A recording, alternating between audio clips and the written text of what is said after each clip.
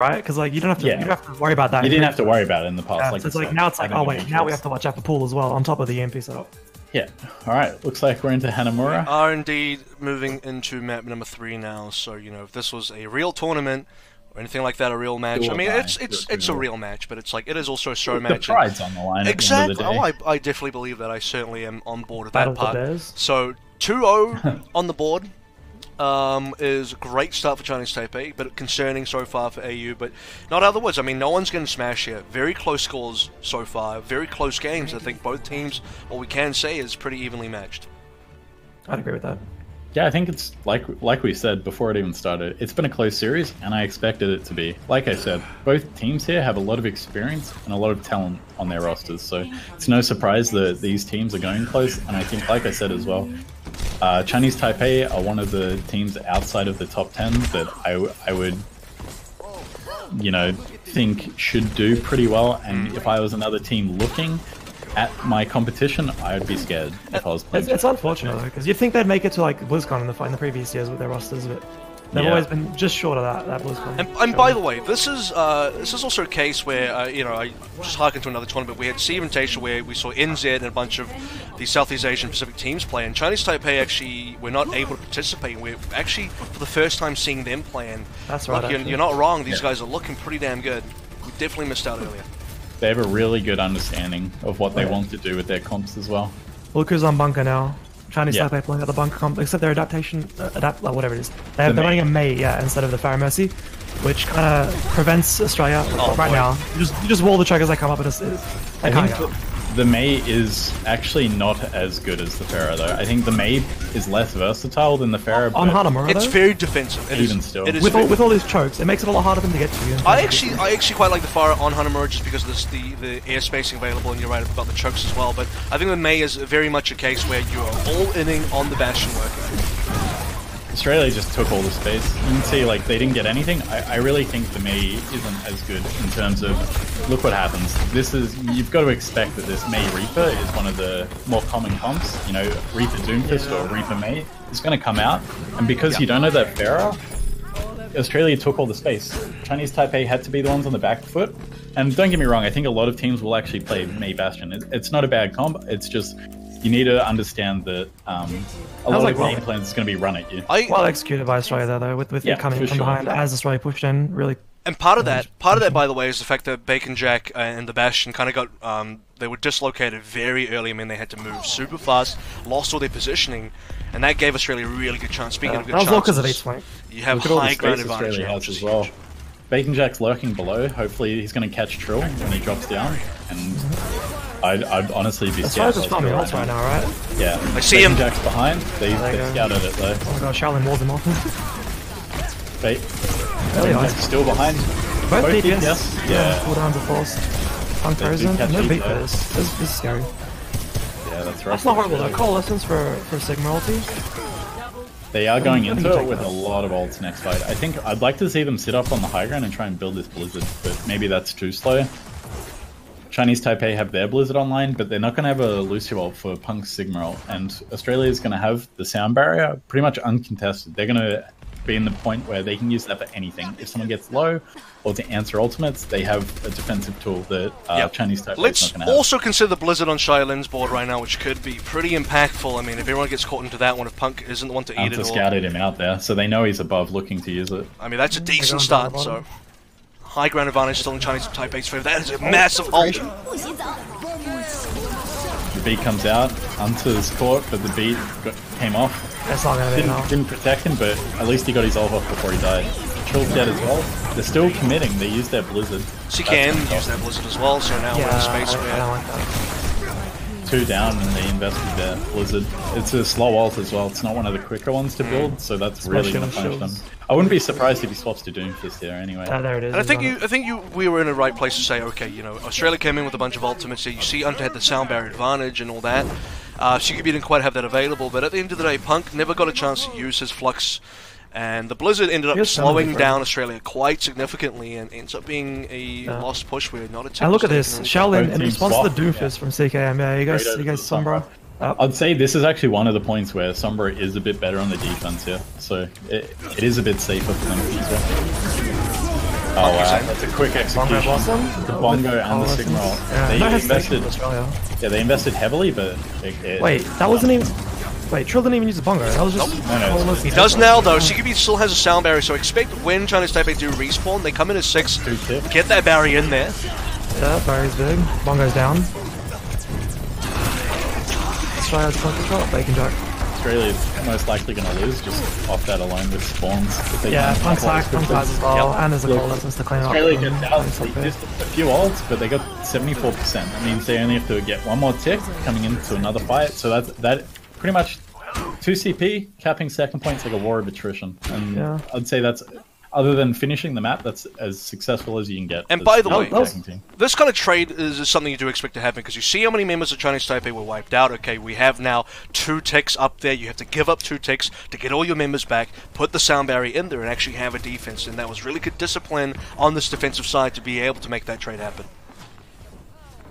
Alright, but you're coming close towards the final. He's behind them. They've seen him though. Yeah. Challenge got the same as well. This is going to throw a spanner in the works of everything that Australia tries to do. This Sigma ult as well is going to pose problems if they don't stay on this high ground. No beat. He's trying to take some space, he gets knocked down. He's actually caught out. He should be fine though. With his now Bacon Jack's set up again, same position. Second they drop is just behind him.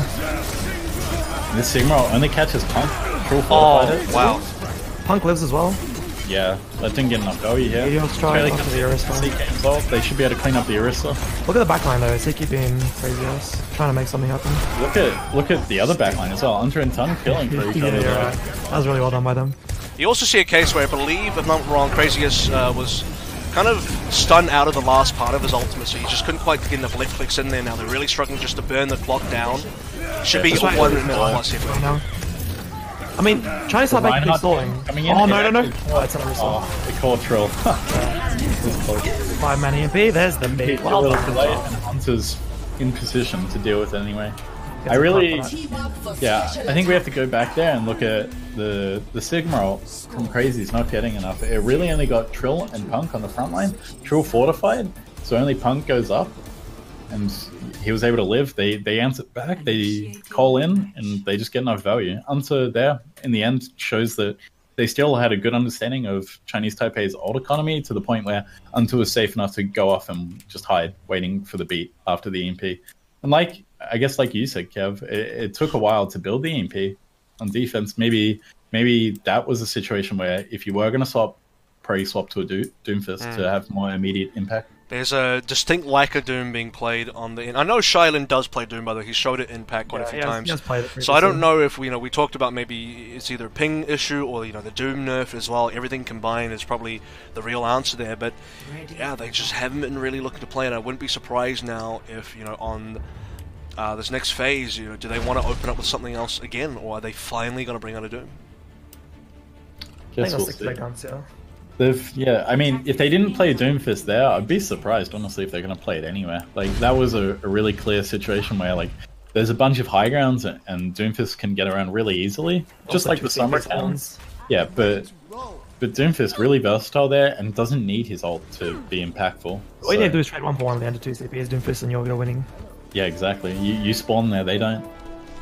So Australia's playing the same comp Chinese Taipei did, except with the Pharaoh Mercy instead of the Mei variant. Yeah, the Pharaoh Mercy this time from Australia. And Huss, I think we're both fans of this particular comp, and I still think there's a lot of places for CKM to play here. So really, I don't see CKM being in a lot of danger. Shylin, is he sticking on the Symmetra? I believe he is. They're going to TP straight to point. They're going to TP to the point here. Okay. Oh no, they TP around the right side actually, that's a bit different. Oh, they still get to the point though. Yeah, actually I like that more. This forces Trill to contest here. We can see CKM's trying to get behind and get an angle, which is really important here. Yeah, they're going to give up a tick or 2, and they should to get the position. They can get Barrage soon. Look at CKM's ultra, he's almost got Barrage ready. They can clean his fight up with Barrage. They've already got a pick. Oh wow, Shylin off the map. They have no answer to field CKM on. Oh my god, the rock! The accretion! No. Wow. Actually, spoke too soon there, Drew. The answer was found, sadly. The answer's a rock, apparently. Wow. You hate to see that. They're going to have spawns here as well. Attacking team has the advantage here. You got to push him down here as Australia. You can't just let them set up. He's just shooting straight into a shield though. What can he do then? I saw Tracer wasn't making that, but I'm so sad. I can't That believe rock. happened. Stole. That rock just... Oh boy. They got hoodwinked. Oh, Everything went right for Australia, and Crazies decides, you know what, I want to cap this I point. do not believe enough time is off the clock here. There's a dangerous amount of time that Chinese Taipei have to push with. There's got to be a lot of work done by AU here, a lot of defenses one in a row to really have a comparable time bank to make sure they're keeping the comp though, which I like here, and they have the Mei on Chinese Taipei, but they don't have like an exact answer to this comp. So if CKM can go uncontested without getting rocked in the head, hopefully Australia can do a bit better in this. And there's a lot of ults coming up as well, so you do see, you know, for sure Australia winning this fight. You can't really see them losing too hard. You hope. The square coming down that catches Chinese Taipei's rotation out completely. He's got bait in a second. Bacon Jack's envy. Yeah, I don't think they respected they either didn't realize that Unta had his ultimate, or they didn't respect it enough. But you can't just run down a straight line into the Bastion team with a Baptiste ult. Yeah, dude. It's never gonna go well. No matter how many shields you have, they're just gonna melt. Cost them one fight, one ultimate to win that fight. So that's really important for Australia. And it's a and a lot of ultimate. And they keep the rest of the 5. They still hold on to... Oh, the rock again, CKM, no! No one in position. Crazy. Oh, he nearly got halted out the room. CKM is playing with fire on this forest so far. He's not on fire, but he's in danger of dying. Quick rotation from Chinese Taipei. They're doing it again. They're going to run down. Australia doesn't have the Baptiste ult, but they still have a lot of tools to deal with it. Oh, Maywall, forward into they got both support ults out, so that means this Pharah ult should be pretty good. Fine with this though. They're waiting for That's a really beneficial trade for Australia. They're just getting down. out. Bacon Jack coming from the high ground. CKM. It's enough damage done. He will die, but that will be the fight. It's always just funny when a Pharah dies. It's funny to see because it just flies in his face. Yeah. Okay, so I think both teams can look to do something different here. Australia could swap their comp if they want to here, but it looks like they're going to keep it. They don't need to, unless if I'm Chinese Taipei, they need to be the ones to do something different. Yeah. They can't keep running down. You got to swap them there, right? I just don't think you can run straight into this Bastion like they have been doing. I think they need to maybe split up more. That makes more sense. They're coming through main this time, trying to mix it up. Yeah, this Mei is a good answer to the Bastion in some regards, walling it up or like just walling him off so you can get rotations. See, the rotation here is the same problem. They have the Lucio's speed boost, so they can eventually out-rotate Australia, but they're on the high ground now. Look at the distance. I mean, they get point control this time, which is the trade-off. That's actually pretty good. The Pharah Mercy they can play under the Bastion here as well. Yeah, nah, Trill. He's got a nice angle. He's going to get a big clean up here. Crazy, that's down. Shelling down. They can't be happy with just the point because Trill's going to stand where he is now, and the Bastion's going to have the sight lane. But on top of that, the Pharah Mercy can also contest the point from the air. From straight above him. Also, even if the Ursa drops and there's no shield for the Bastion, you have the Sigma. You can always just throw one up. Yeah. So Bastion's always safe there. How do you deal with this? I think might need to look to swap. I think you need first of all, you definitely need ults. I think the Blizzard is going to be super impactful versus someone like Eat, but the problem is you don't have enough ultimates drained from AU's bank here to really have a big advantage. But this will be the fight. This is going to be the best possible fight for Chinese Taipei so far on the speed attack. If they don't get it on this fight, they probably don't cap. Yeah. I think even though you have the Lucio, it's too hard to out-rotate this comp. They're doing the same rotation as last time. Oh, CKM, I don't know about that one. Gets blocked out by the shields. Punk shield, excellent. And they also use the lamp there to keep CKM alive. And they get the kill on CQB. That's Australia's going to chase this and punish them. It was nearly dangerous though, because he had a shield in his face the whole time. CKM nearly blew himself up. If you had Craziest just put the shield a little bit further forward, but otherwise survived. There is still 5 big ults on CT. Yeah. How do you punish this? You can't. If you play under them, then they can just swap like the machine. Yeah. I think they have to try and they have to take the fight to them. But back down lollies? This is interesting. You're gonna play Where's the Blizzard coming from? That is the big question. Here it is. There is the pull. It's a huge Sigma roll.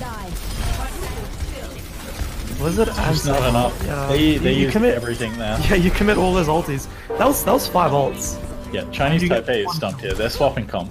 Wait, do they even get killed? Bacon Jack's had enough. They're going to mirror a Bastion comp into the Bastion, which I like. They, by the way, have still not gotten Eat Up's tank form here. That's still available. Unta's got another amplification matrix available. There's just still so many ults for AU. You really have to believe the hold's coming through here. You really have to believe that a fresh comp from Chinese Taipei, 0 ults, they have to win in one fight. Getting Yeah. like a tick or two isn't even going to be enough with And them. it's got to be a huge throw from Australia to kind of lose here, you have to imagine. It does have Yeah, to be, yeah. these ultimates should be enough. Chinese Taipei can't even win the shield battle because Anta has his Baptiste ultimate. C-Game's coming in from mine as well, so it's just spamming What has to damage happen here is Australia has to be the team to ult second. Oh my god. And then not respecting the Pharah, just staying behind and getting picks. I think this is gonna be, if they can stagger them out here, they might not get another fight. No, this is it. And if they can chase the Orisa, every time, every rotation has been difficult for Chinese Taipei. That's where they've really been losing, is they just cannot get a rotation onto Bastion. And now they're trying to get a counter Bastion setup, but they just don't have the setup. They just don't have the supporting ultimates like the amplification matrix that Hunter had. 15 seconds now. I don't think they touch the point. They're gonna run it down mid. They have to. Oh, they're running it. I say don't touch the point. I mean, like they're really just not going to live on that point. There's a D.Va. I actually like that. D.Va's good. Yeah, the Diva's going to touch the point, but He's gonna die for it. He's gonna hunt it very quickly. Crazies does get the contest. Oh no, he sets up for the May touch. May drops though. They're not gonna. Okay, May makes it. Both teams have used their builds. Oh, I actually like. C-Cam. Yeah. Not enough though. Those ultimates just posing too big a problem. They were just confused. I don't know how to do it. Their rotation. Honestly, that started pretty well for Chinese Taipei. They traded immortality fields and they got the first pick, but there's just too much going for Australia there in terms of ult economy. And like Huss said, I think the biggest problem there is like Australia just read Chinese Taipei's comp like a book and they just out-rotated them. And you look at it on paper and you think, we're the team with the Lucio, we should be able to close the gap at some point. For sure.